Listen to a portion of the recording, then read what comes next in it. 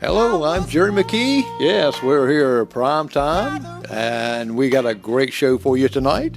We got Timika Wilson here, going to give some information on the Juneteenth. We're going to talk about the history of it. We're going to talk about her background a little bit. We're going to snoop into there a little, and so I hope you stay tuned. And if you got any question whatsoever, you'll see a number come up, and you can call in and answer some questions.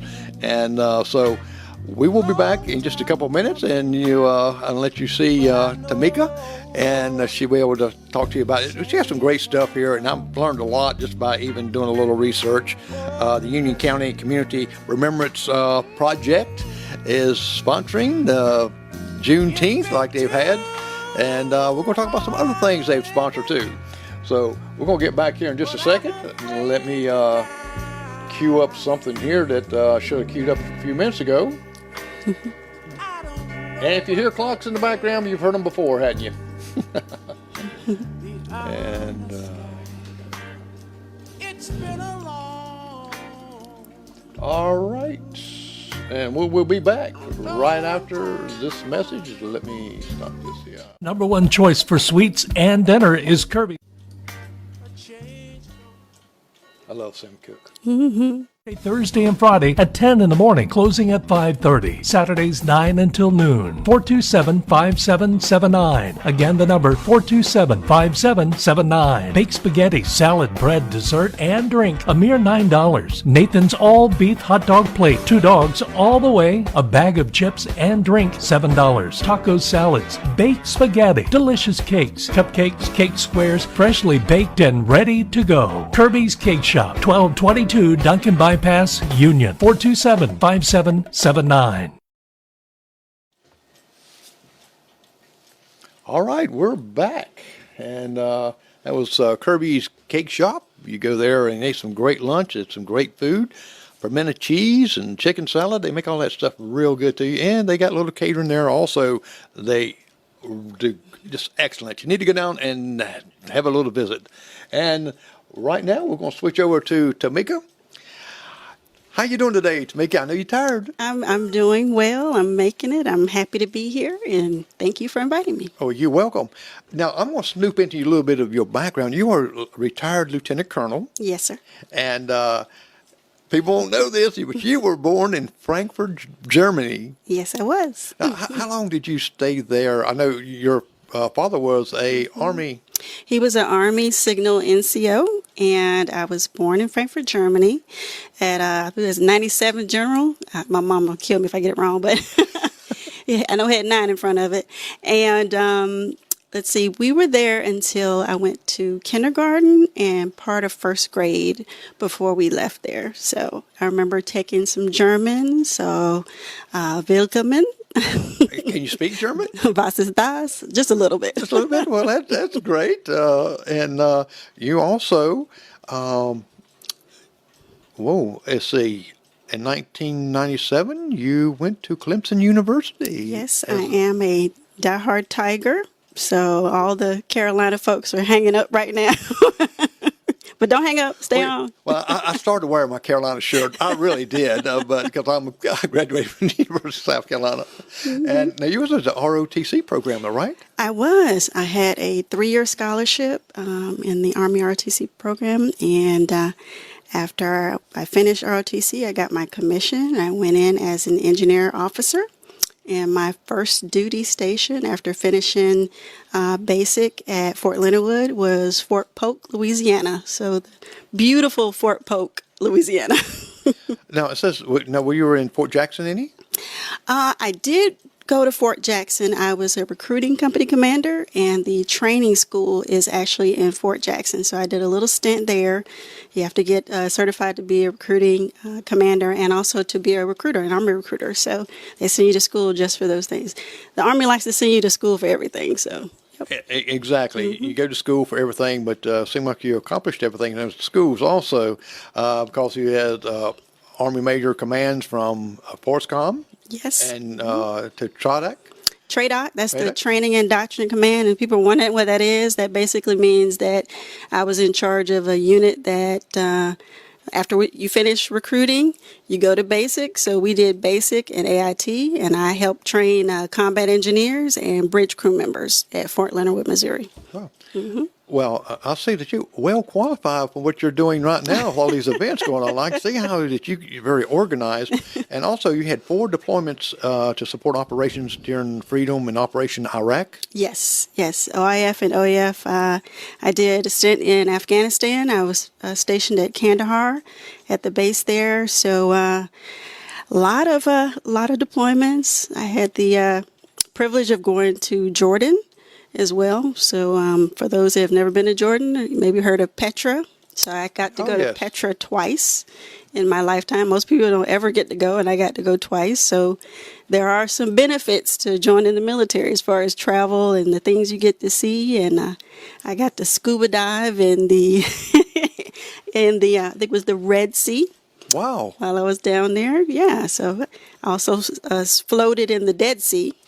When I was, I know, right? You're like, what were you doing? So there's a lot of stuff you get to do in the military that you probably don't even think about. And meet all kind of people around the world and scuba. I used to be certified in scuba diving, and I used to fly some of these, go into some of these lakes up in Arkansas and around so you can see your feet, and so it's just beautiful. Yeah. And the first time I went down, you kind of, first time you ever do it, just to kind of breathe heavy. Yes, it was. Breathe underwater. It was a little challenging for me, but once I got down there, and it was amazing moment. So now, was your mom and dad, were they raised and born in Union? So my roots are in South Carolina. So my mother is Peggy Jean Pete Kelly Wilson, and she was born in Carlisle. And we were just talking about it, that she was born with a midwife and a doula. Wow. at the house. And we were just talking about that today. And my dad was born in Santuc. And we actually live maybe not even a quarter mile from where he grew up. And that's where we live at now in Santuc. Well, that's great. I know Ed and I, the Carlisle ladies had a cookbook. And we took us over a year or so to write all them recipes out and to get it together and print it. And we still have a copy now, but it was out of the church out of Carlisle that they all got together some old recipes and stuff, and we tried some, and it's great too. Yeah. Now, when you went away to service, okay, most people sometimes when they go away like that, they go to another city, another town. When you decide to come back to Union, what are some of your thoughts that you were wanting to seek opportunities here in Union? I guess when I thought about Union County, I was thinking about my father. He's retired Army, Sergeant First Class Leon Wilson, and my aunt also served. We're a big military family. My aunt, Betty Wilson, she was a Master Sergeant in the Army. She since passed, but she moved back home too. So a lot of people moved back to South Carolina. And when I was thinking about coming back, I wanted to, how can I give back? How can I, recreate some of those great memories that I had in South Carolina growing up? Because I think I stayed under my grandmother, Eva Mae Kelly, the whole time when I was home. And growing up around my cousins, I mean, we would climb trees and ride bikes, and I did all of that stuff, and I just remember all the memories. Walker's pasture in Carlisle, we weren't supposed to be down there, but we were riding horses or trying to, and muscadimes, getting muscadimes out of the trees, and it's just being a kid, and the whole time I was there, I could traverse all over Carlisle, and everybody knew who I was, so I couldn't get in trouble because a cousin, somebody's gonna tell on you. Somebody's gonna tell on you. Somebody's gonna say something. So I just had a fantastic childhood growing up there, and I learned so much from family members. And my mom is, she's one of 8 kids, so I had my aunts and my uncles, and then my dad. They were both raised by their grandparents, so I had the privilege and honor of being around both of my great-grandparents. So wow, very, very lucky. Usually, great-grandparents has already been passed on time we come in. Yeah, I lived in a small town. Edna lived in a small town in Lockhart, and we bring back some of those memories from years ago. That it's just simple times and enjoyable times. You had fun and bringing back things that you remember. It's just wonderful, and things trigger it, doesn't it? It does. The smell of biscuits. My grandmother used to make me an entire pan of biscuits just for me, and I could eat them dry. Like I didn't need jelly, I didn't need anything, just the biscuits. And I don't know why, but I could eat them all. And she used to make the best peach cobbler. Oh my God. My favorite. She had this big old wooden stove in the kitchen, and it was big flat, so of course when she finished cooking, all of the food would go on the wooden stove, for people to get served from, and she would feed everybody. My grandma had a wood stove like that, and Edna cooks great. I do a little cooking show for her. She shows people how to make some of the simple things that she calls simple, that most people don't know how to make. Biscuits, for one thing. Yeah. That was her biggest hit, was the biscuits. And they're real good. So the community life, and that brings you back, and that's what you want to help in Union County. And that's why I do a lot of things here, because I love it here. It's a great county. Yeah. All counties got its little quirks and things like that, but you try to bring out the best of it. Yeah, and I hear a lot of people say, "Oh, there's nothing to do. There's nothing," So I want to help, contribute to bringing some things back for young people to do. Because when I was here, we had a skating rink. We had, when my parents were younger, they had 2 movie theaters. I think I had a bunch of movie theaters. So we know that a lot of young people have gone on to bigger cities, perhaps, but I like to see that the trend now as folks are coming back, they're relooking, Union County as an option. And I think it's so important for us to be positive talking about Union County, because once you go negative, then everybody hears the negative. So how can we be positive? How can we talk about, hey, this is going on? I had a great experience at Tractor Supply Company the other day to purchasing a ladder. And I'm just so grateful. That kind of customer service is what keeps people coming and staying here. So shout out to Tractor Supply Company and Sheldon that was working there that day. Got a ladder. My dad picked it up later on. And, I just wish and hope and pray that a lot of people, give Union County a second look. Things are happening. Exactly. Ace Hardware does the same thing. Customer service there is fantastic. Yes, fantastic. Phenomenal. Our son moved to Greenville. He was there teaching down there for years and years and years like that. Well, he kept telling us, "Won't y'all just come to Greenville, move down there?" I said, "No, we like it here." Well, it's really nothing else right here. Guess who moved back? He did.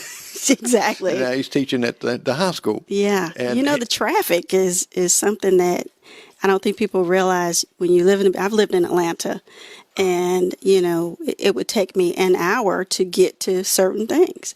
I said, well, I might as well go to Union County because it's going to take me an hour to get to where I want to go, right? So at least then I could drive right up to the door. I don't have to get into a garage and then get out and all that good stuff. So I think the trade-off is slower pace, a little bit more family-oriented maybe. You can always go to the city, but it's hard to replicate having, we live on 3 acres. It's hard to replicate that Right. in the city. And you got big stores within 35 minutes away, and that's not really that far. To me, I love just a short distance. I need something, I just go run and do it and, go and get it. And I like the home stores because they're, to me, more personal and helpful for you. It just totally different. I just love the community stores that you go into and find some unique things. Yeah, and things are coming. Things are coming, I think, and I think people have to consider, it costs money to open a big business here. It does. Anywhere you go. I was telling someone, we were having a discussion about how much does it cost to open up a fast food restaurant. It could be $1 million buy-in, and most people don't have that kind of money. So, what does it take to open up a business? So really support, your entrepreneurs, your small business that's around here, the pop-up shops when they have them. We have a lot of young people who are selling really good quality goods here. And, Juneteenth will be one of the places you'll be able to see some of those folks. And that's one thing that you implement is to get folks into a business that wants to go and has that desire, and they don't know how to do it, and you help them there. And we're going to talk more about some of these things in just a moment. We're going to go back to our sponsor and Kirby's. Union's #1 choice for sweets and dinner is Kirby's Cake Shop, 1222 Duncan Bypass, Union. Open Tuesday, Wednesday, Thursday, and Friday at 10 in the morning, closing at 5:30. Saturdays 9 until noon. 427-5779. Again, the number 427-5779. Baked spaghetti, salad, bread, dessert, and drink, a mere $9. Nathan's all-beef hot dog plate, 2 dogs all the way. A bag of chips and drink, $7. Taco salads, baked spaghetti, delicious cakes, cupcakes, cake squares, freshly baked and ready to go. Kirby's Cake Shop, 1222 Duncan Bypass, Union, 427-5779. All right, we're back again, and you probably might have heard me talk about how young she is. She is that. And we just changed a little bit on my caption here a little. Now, Timika, you're going to have to probably help me with all these acronyms. I mean, you retired, and you do more stuff. You probably work harder now than you did when you was before you retired. You're a United Way Piedmont? Yes, United Way of the Piedmont board member. So I got on the board, was that last year? The time is going by fast. And so I was part of the Vision Council here, Piedmont Vision Council, Union Vision Council. And a lot of the focus is economic mobility and helping folks to improve their life, basically. Yeah. So. And L.W. Long Community Resource Center, you're a board member there. I am. Spartanburg Community College, Union Campus Advisory on the Advisory Committee, and the Union County Development. Union County Democratic Party Chair. Party. That's right. I don't say development. UCCRP Chair. I just wanted to say development in there. And UCCRP, which is the Union County Community Remembrance Project. You're the co-leader. And you have a sorority that you're involved with. That's right. How many years? So we celebrated as an organization 100 years, November 12th, 1922. We were founded at Butler University in Indianapolis, Indiana. So we celebrated 100 years last year, and we had our centennial, and we're continuing to celebrate. And our slogan is greater service, greater progress. So shout out to my sorors for our Eta Sigma Sigma Greenville Alumni Chapter in Greenville, and the undergraduate chapters that we are responsible for, which is Mu Psi Chapter at Clemson University and Nu Chi Chapter at Lander University. Well, see, my brother-in-law is going to really love you because he loves Clemson. We go on to one another a lot. Now, you have done a lot in getting people out voting. Yes. Not just me. We have a team of people. Team, Yes. right. But in organizing this team, and you bring out a lot of people to vote, and you can tell in the polls that you've really worked hard, because a lot of people are intimidated about voting, whether they think maybe they don't have. What about the machine? I might not, Right. and I don't want to feel stupid when they go in there, and things like that. And your team educates them. Yes. We coined the term rep. You want to rep your city, if you will. So we want to register individuals to vote. We want to get them educated, and we want everybody to participate. So if you have a question, and we pride ourselves on, we will register everybody. We don't care how you vote.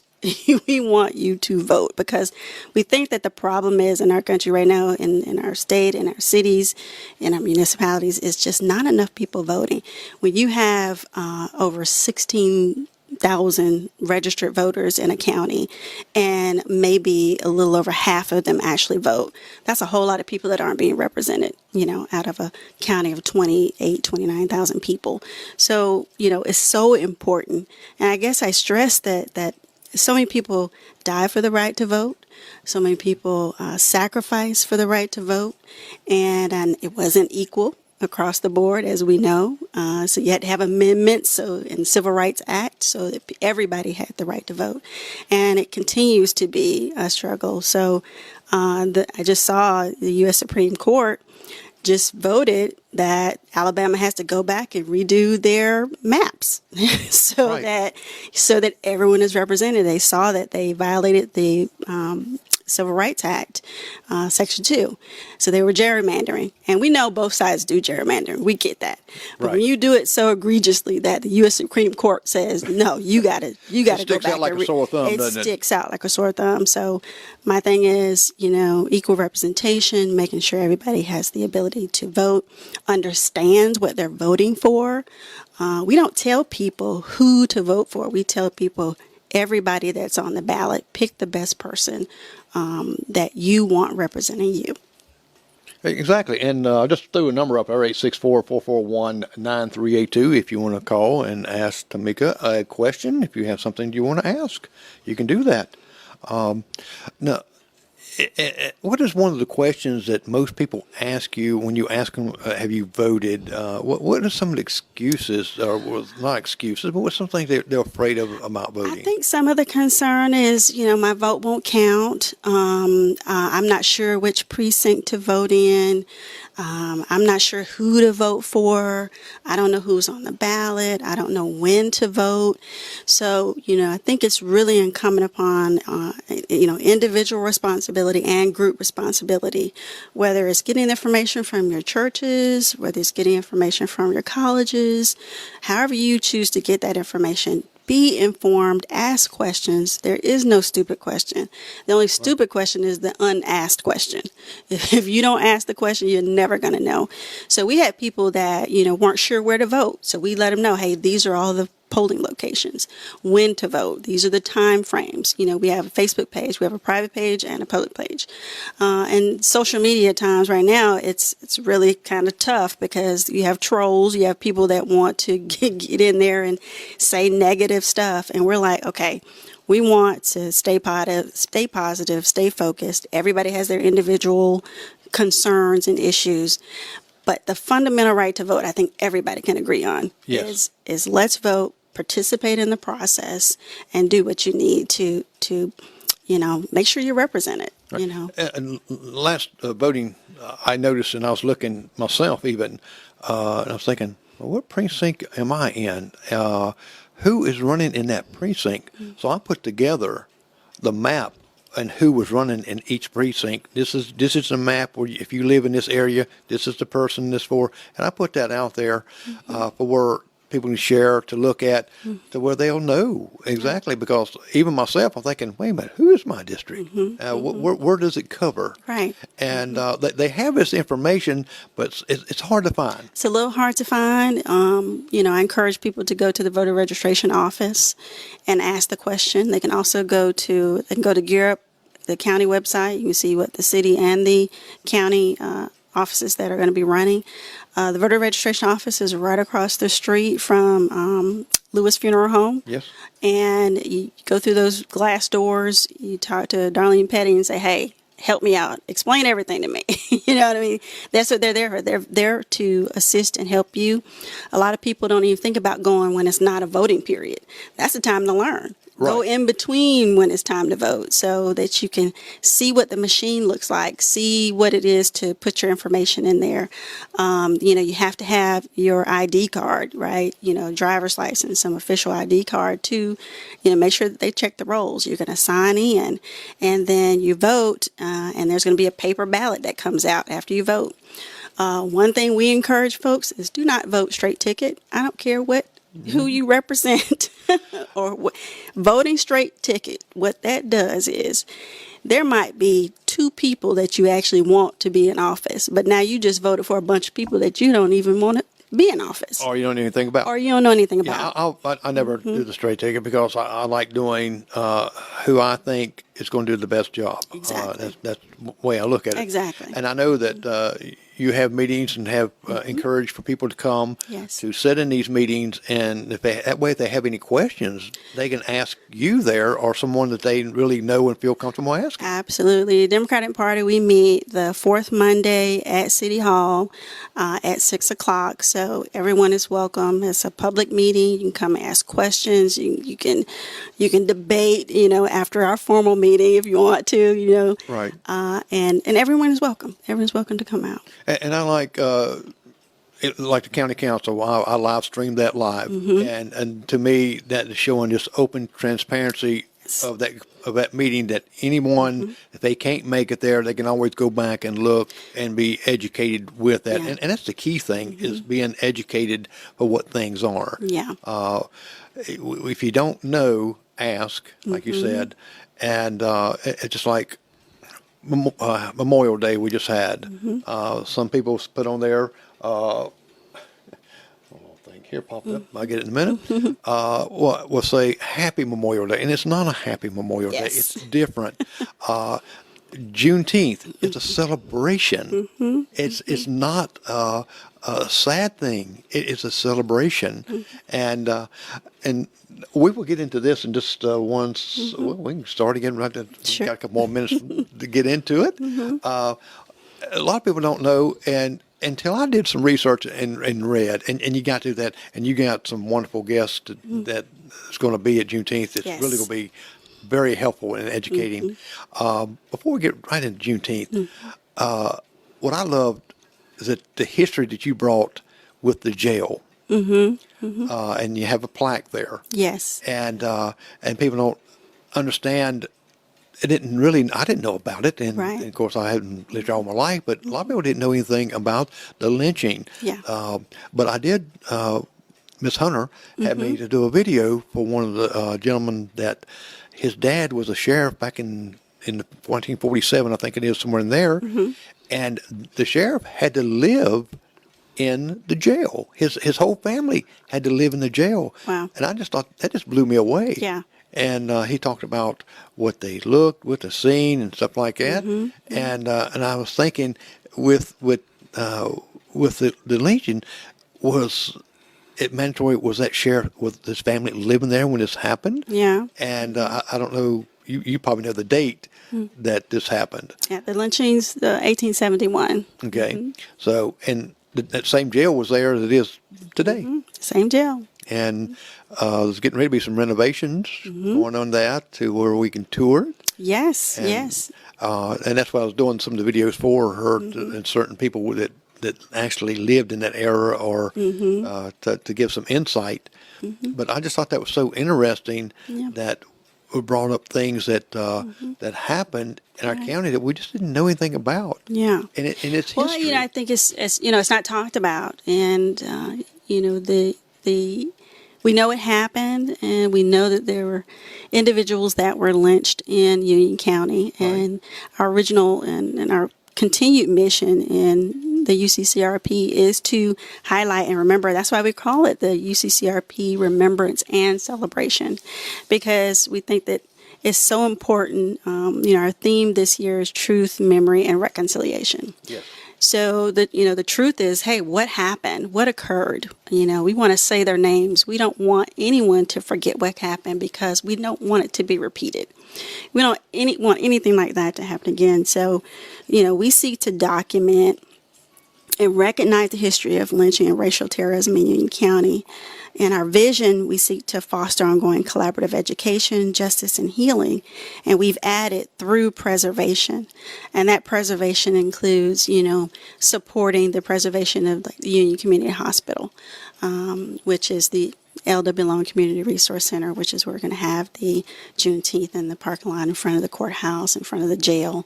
There's a lot of history there. The Union Community Funeral Home is right there. It's been there for over 100 years, Wow. So serving the community.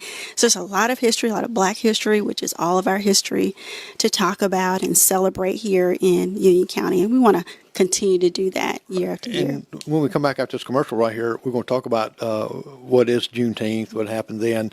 But people don't realize, and that's one of your guests, I was reading some of the bios there, is going to be like, people don't understand that a lot of times no birth certificate was there. It's just maybe written something in the Bible, or these things is lost, and it's given people a chance to find out the roots, or what they belong to, and things. And to me, that is very important. Right. You can go to Ancestry.com, and you're not going to find some of these things. Right. And so that one guest, I'm very excited about her. But we'll be right back right after this. Union's #1 choice for sweets and dinner is Kirby's Cake Shop, 1222 Duncan Bypass, Union. Open Tuesday, Wednesday, Thursday, and Friday at 10 in the morning, closing at 5:30. Saturdays 9 until noon. 427-5779. Again, the number 427-5779. Baked spaghetti, salad, bread, dessert, and drink, a mere $9. Nathan's all-beef hot dog plate, 2 dogs all the way, a bag of chips and drink, $7. Taco salads, baked spaghetti, delicious cakes, cupcakes, cake squares, freshly baked and ready to go. Kirby's Cake Shop, 1222 Duncan Bypass, Union, 427-5779. All right, we're back, and now we're going to get into some stuff that's going to go on this Saturday that you need to come there. They changed the time just a little bit, but just to cool you down. And it's going to be a great time when you come there.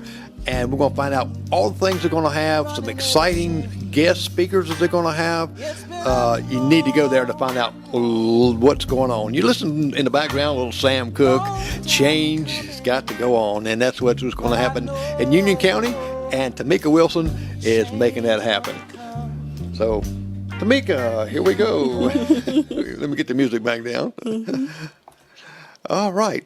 A lot of people don't know what happened. What is Juneteenth? So, surprisingly enough, I did not know about Juneteenth.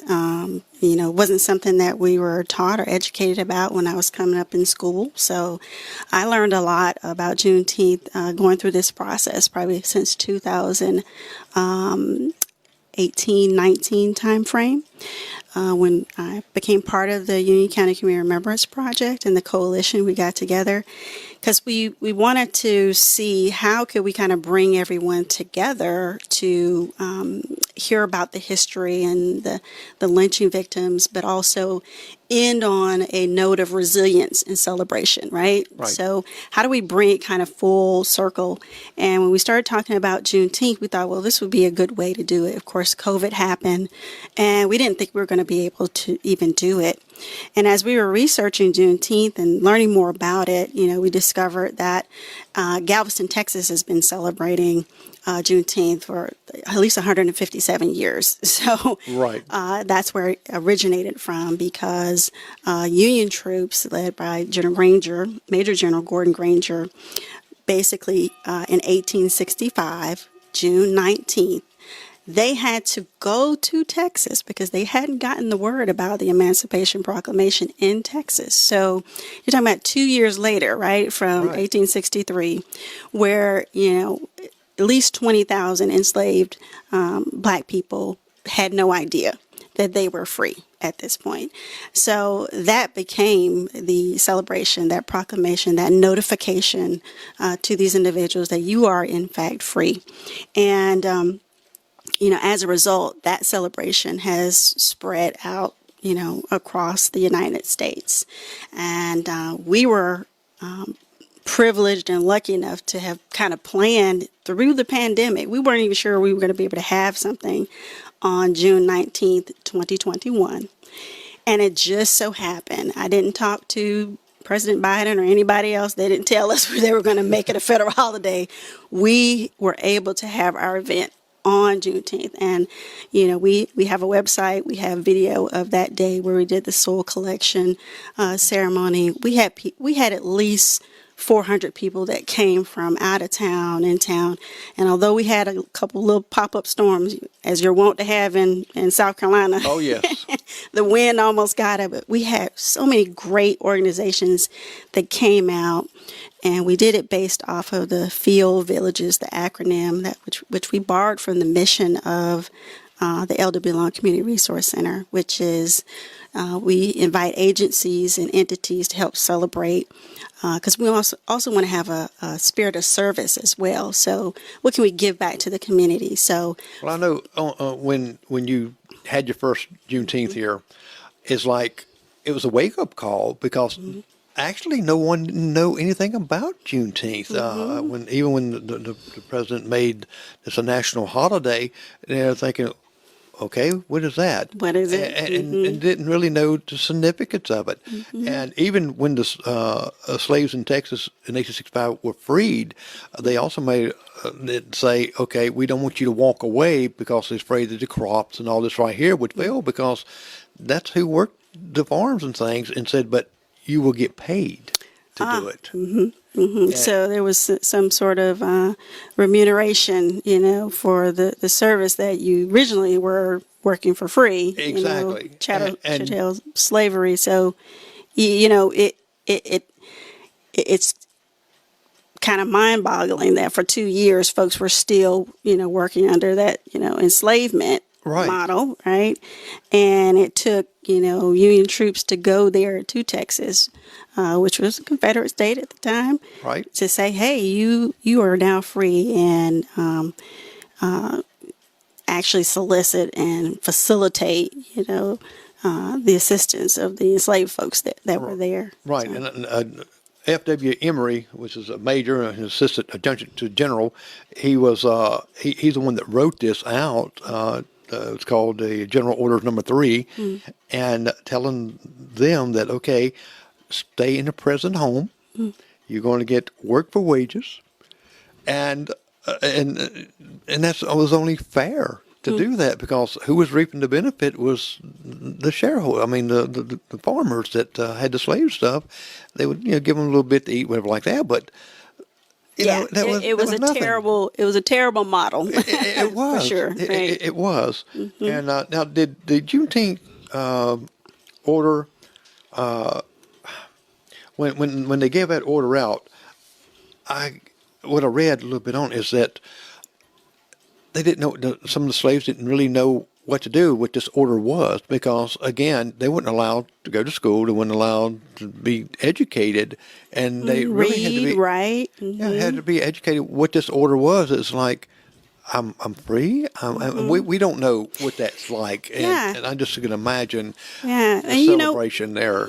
Something, as I did my research, after you get into, post slavery and Reconstruction, and essentially before slavery ended, you didn't have trespassing laws. I don't know if you were aware of that. No, I didn't know that. So you didn't have trespassing laws, because that was something that was, King George and England. That's how they controlled, land in England at the time. So trespassing laws had to be enacted, or they were enacted, to prevent enslaved people from occupying land, because they knew how to grow on the land, they know how to live on the land. So guess what? Guess who's going to move next door to you? The enslaved family, right? So trespassing laws were put in place to prevent that, to criminalize individuals from just kind of popping up and setting up shop. All right.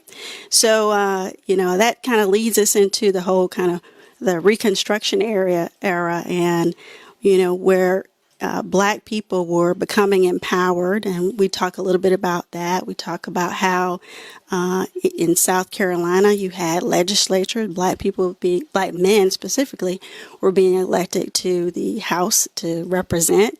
And of course, there were people that did not like that, specifically white people in power that did not like that, did not want to see that happen. And so you had the influx of lynching all across the South. And we want to say it was over 4,000 individuals that were lynched that we know about, and probably more than that. Right. And unfortunately, it's not captured, it's not written. And I would ask people is that when you see those images and you see those pictures, and we have people that are in our coalition who remember specifically in Union County what they used to call the hanging tree. Right. And so if you're thinking about that and you're a child and you're going to this event to see someone lynched, to see a Black person lynched, those people are still alive. So we always kind of focus on the person that was lynched, but all the people that are in the picture, where are they now? What are they doing? Right? So, and are there images going back and seeing that over again? Yeah. I wouldn't want to see everybody nothing like is influenced by that trauma, because a lot of people, we talked about trauma as part of the UCCRP. There's no such thing as being removed from that type of, visual or trauma and what that does to a person, especially as children, seeing that. And that was accepted practice. And we know that, in order to kind of control a population, you make sure they can't read, make sure they can't write, make sure they, and a lot of places use the Bible to reinforce. I learned recently that the Bible was, edited to make sure that individuals didn't see certain passages. Right. So, when you impose something that's so, fundamentally against human nature, right? It's just, it's really horrific. It's sad. And some of that you're talking about, the controlling part, goes on today in certain marriages and certain relationships where either I'm going to just use the husband has a wife. I don't want you to work. I give you so much money to do this, and it's almost like a controlled. Yeah. And that's kind of like that in a way, because she can't do it. She can't have certain friends because I don't want you to have certain friends. If you do this, we'll go cut you out here. No, you can't go here. You can't do that. And I've seen it so many times and counseled so many that went through this. Because knowledge is power, right? Exactly. Knowledge is power. That information is power. And you see so much of information not being shared today or being suppressed. And it's so interesting to me because we're the country, land of the free, freedom of religion, freedom of speech, freedom of the press. These are ingrained in our foundational documents. So if we really believe that, we should be enforcing that. Exactly. What is the importance of recognizing Juneteenth to you? I think the importance is that, it's really rooted in a never forget, mindset, that the truth is so important. The memory and discussing it and having the conversation, just like we're having the conversation. Right. It leads to reconciliation, and it's going to take time. So I think Juneteenth becomes another vehicle, right? We need multiple vehicles for us to be able to get in the car together, have that conversation, or sit at the table together and eat. Everybody has to eat, right? All right. And that's when you have your best conversations. You have some of the best conversations over food, right? Good food, good Southern food, right? So if you can do that, Juneteenth allows us to bring in, food, health, housing, education, employment, economic development, and life skills, and all of these entities that we've invited to participate, from Three Pete's Barbecue, Gist Grill Barbecue, Nothing But the Best, J-Rock, he's got J&J Golf Cart Service is going to be there, United Way of the Piedmont, Regenesis Healthcare. We have a laundry list of individuals that are going to be helping us to celebrate, and our guest speakers are top notch. And I'd be remiss if I did not thank South Carolina Humanities. They provided a mini grant to help bring our guest speakers to the fore, like Philip J. Merrill, because he's the founder and CEO of Nanny Jack and Company, LLC, which is an African-American heritage consulting firm. And he uses his extensive archive of rare artifacts to tell authentic stories of the African-American experience. He's been on PBS Antiques Roadshow, for those people that used to watch that or still watch that. Now, Tyree, if you see the picture of him here, he's dressing like the part, isn't he? Tyree Rowell is a young man that does living history, and he was with us last year, so people probably got to meet him, and he basically recreates. He'll show you how to make bricks, how they used to make bricks in the 1800s, right? And some cases it was without straw, right? Some cases it was really like in the Bible, the Israelites. Yes. During the Egyptian days. Yeah, absolutely. He can show you in real time, what that kind of stuff looks like. And then, of course, we have Robin Foster. She is the founder and owner of Genealogy Just Ask, and she's hometown. Yeah, that's what I was excited about, because her work's cut out for her, and some of this right here is just, and a lot of it's I'm excited to show her the book that we have from the hospital, courtesy of Mr. Keenan, who had essentially all the information about people that were born at the hospital. So their names are listed. Along with dates, right? So I'm sure she's going to be like, oh, this is gold. So matching her with people to talk about genealogy, she's going to give tips and tricks, and then make sure you have the QR code to purchase her book. She's a renowned author. And now, do you have certain times that each one of these will be speaking? Yes. So they're going to be there the whole time, but we want to focus on Philip Merrill is going to do his presentation at the Union Community Funeral Home at 5:30 p.m. And then we're going to have Robin Foster, who will do kind of multiple presentations, and she'll be inside the Elder Long Community Resource Center. So the good news is there's going to be AC for folks to sit inside, but we're going to also have the tents outside. And then Tyree will be outside at a table and a tent doing presentations. So there'll be multiple opportunities to talk to these individuals one-on-one and also get the group presentation. So we're asking everybody to be on time at 4 o'clock as we do the program. The initial program, which is hey, why are we doing Juneteenth? We have our UCCRP members. We want to thank Nate Johnson, Stephanie Cohen, Curtis Ann Hunter, Mayor Thompson's going to be there to welcome. I'll be speaking myself. We'll have Dr. Tekla Johnson, who's going to talk about the meaning of our theme that day. And what's so important. And I'd be remiss if I didn't highlight Marcus Foster Jr., who's also he's our cultural resource coordinator and artist. So he is working on a mural that everybody will get to contribute to. So, wow. Yes. I read about that, like each section someone will be able to paint like that. Yes, that'd be great. I'm excited to do that. Now, all of this is going to take place right downtown at the courthouse, correct? Yes. Is within that block right there, or is it just right there in that intersection? So right in the block in between South Enterprise and Herndon Street in front of the courthouse, so all the way down, you'll be able to go to Sankofa's if you'd like to. Go in there. They're one of our merchants. Main Street merchants that are open, you'll be able to go down Main Street, but the road is going to be blocked off by the courthouse.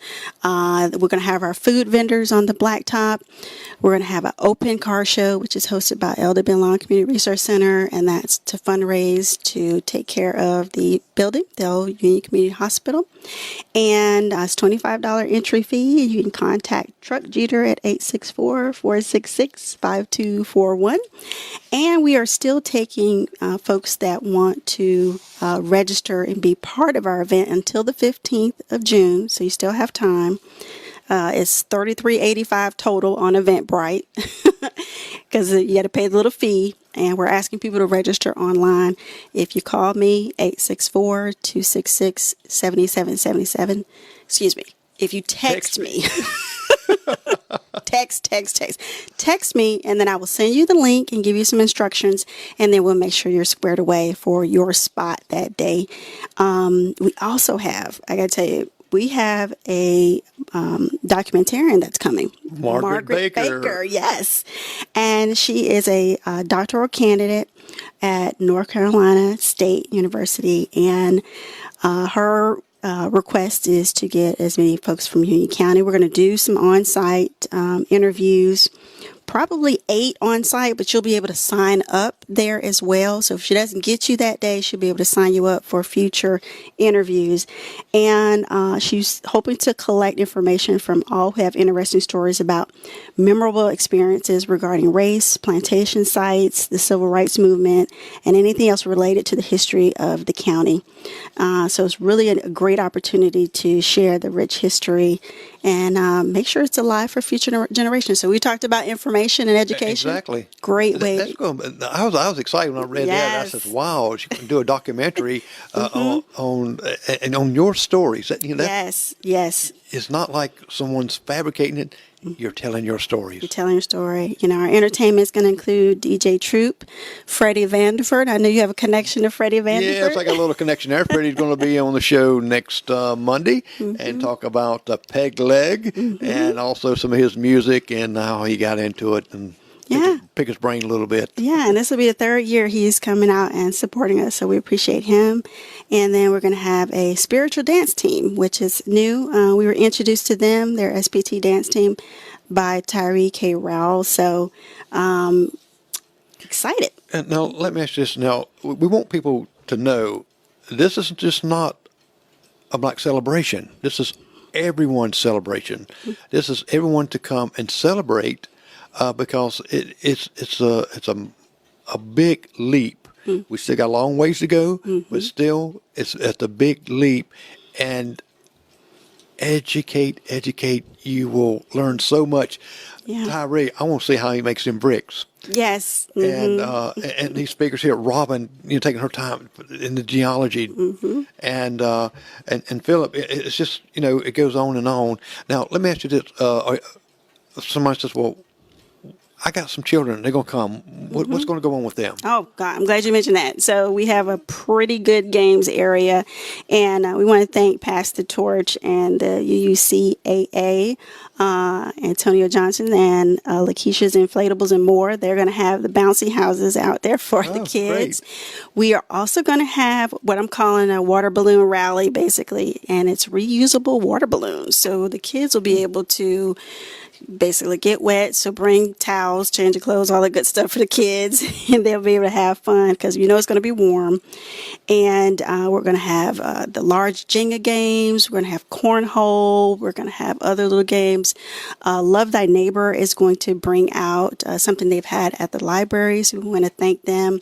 And they're going to have the disc golf toss for the kids. So it's going to be plenty to do if you're looking for work. South Carolina State Parks is hiring. Kingdom Dispatch and Logistics LLC is hiring. They're looking for folks that want to be truck drivers. They want to get into dispatching, want to start their own business. Special shout out to Kim's Closet. She always supports our organization. So we consider all of our retail vendors, our economic development. So that's supporting the small business, right? Right, so, it is. Kim's Closet, Friends on Main Bookstore will be open. So Irene Wilson will be there. TNT Creative Designs, Ice and Security Services LLC. They provide security services. So maybe you might be interested in working for them, get information about them.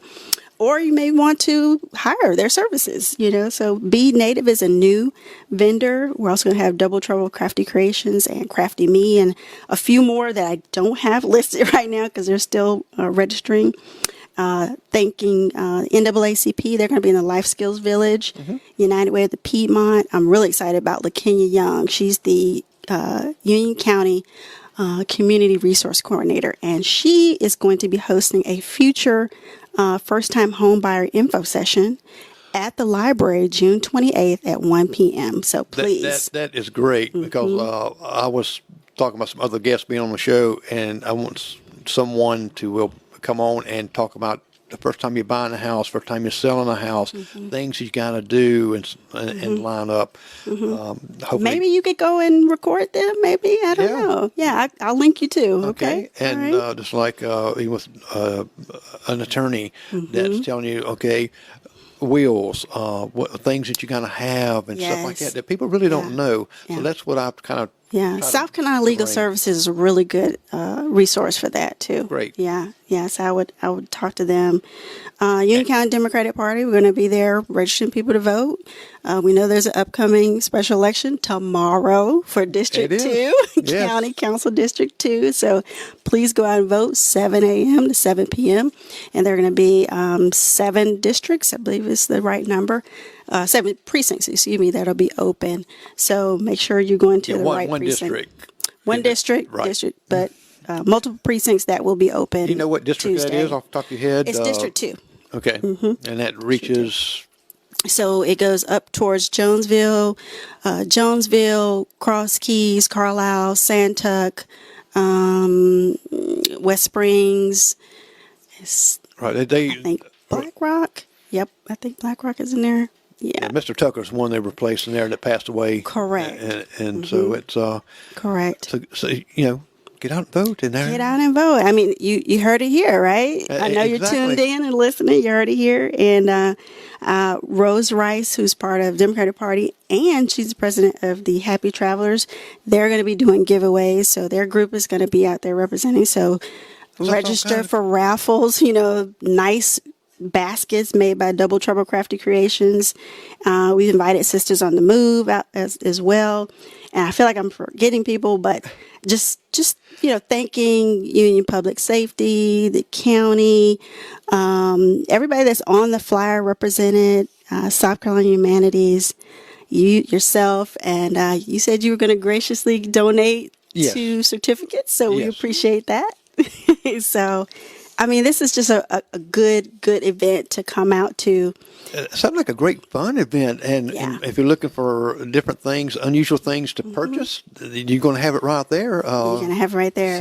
And don't forget about the Farm and Craft Market will be open that morning at 106 Lakeside from 8 to 12. So say you don't get to come out to Juneteenth, but you want to get you some good, vegetables and stuff like that, go out there because we consider that an extension of Juneteenth, right? As well. And there are other events that are going on. Shout out to my church, Judah Chapel, AME. They're having the Pastor Davis and his wife, Sister Davis, are having a Juneteenth lunch for the congregation. So, wow, that's great. Yeah, so my parents are going to do that first from 11 to 1. I think I'm going to be up still coordinating the event and prepping. So I'm going to miss that, but shout out to them. Someone's got to bring you a pan of biscuits. Yes. I said, get my plate, please. Just like your grandmother made. That's right.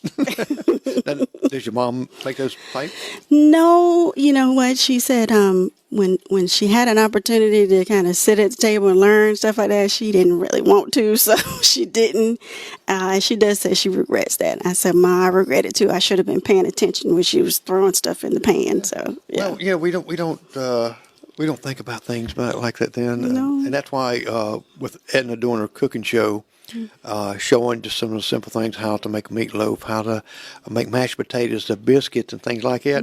I said, you got young kids coming up now that don't know how to cook. Yeah. So they can go back and just watch you do it. I said, besides that, your grandkids, your kids, they're going to, when we leave this world, they're going to be able to go back and look and hear, see their mother talk, see their mother make those biscuits, and watching them make it, they can smell it. Yeah. I mean, when we have these conversations, Rebecca Rochester is one of our coalition members, and we talk about Main Street Market, and the stuff that you can get on the Main Street is that hometown feel, that hometown stuff. So we appreciate the Main Street vendors for displaying our signs for Juneteenth, and we're hoping that they continue to support from the 12th to the 24th. So look for the sign in the window, go in there, ask them, hey, you're still supporting Juneteenth? I'm sure they might give you a little deal. I don't know. It's up to them. No commitment from us, but you never know. So check them out, and I'm just really excited about what's happening here for this Juneteenth. So. Well, I'm glad you're not having a Dunkin' booth. I was in one Saturday at the Prodigal Home. They had a fundraiser there, and I'm not going to volunteer to be in that again. But sounds like it's a great thing you're doing, and we really appreciate you doing this because you work very hard at this, because I see you everywhere trying to do things and to bring things to light, to educate, bring history, and to really make it, union, and all the negativity goes away, and nothing but positive, and that's what we need. And you know what, we're on the map. So, and when I say we're on the map, I was recently blessed to be hired on with Wagoja Foundation as administrator. And Wagoja Foundation came up with the Green Book of South Carolina.